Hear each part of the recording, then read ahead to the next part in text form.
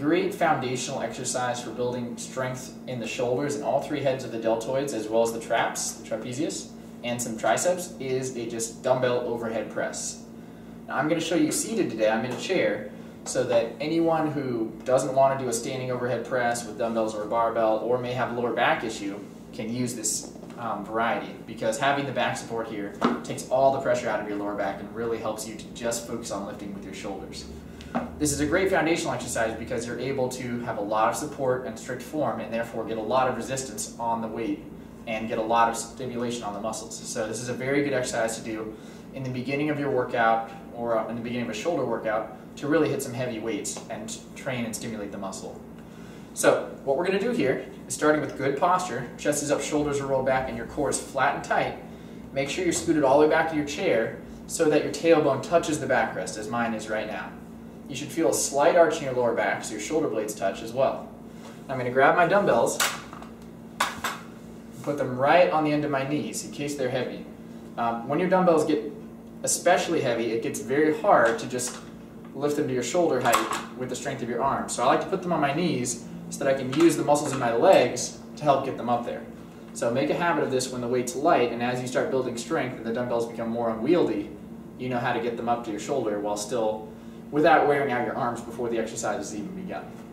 So I'm sitting here, my dumbbells are at the end of my knees, and I have good posture.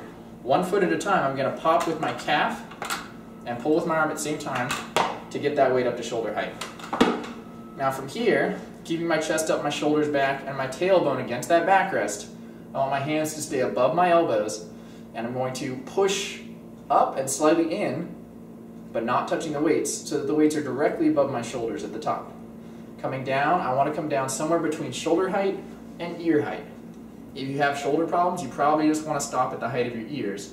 But if there's no problem at all and you're very flexible, go ahead and go down and touch your shoulders. Keep going all the way up, all the way down, without going excessively wide or narrow at the bottom, just keeping those hands directly over your elbows so your forearms stay perpendicular to the ground. Now, common problem here is that people will really start to, especially as the weight gets heavy, scoot their hips forward.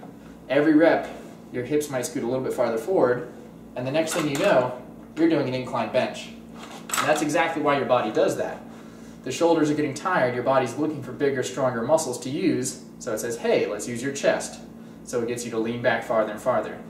That's why you need to be very careful to keep your tailbone against that backrest, so that your body stays straight up and down, and so that you're only using your shoulders to complete this exercise. When you're done, bring your hands in, lower the weights back down to your thighs, and you've completed it. Again, this is a great exercise for building foundational strength, and it's also unilateral. Both hands are working independently, so that you'll get a really good even development through your shoulders.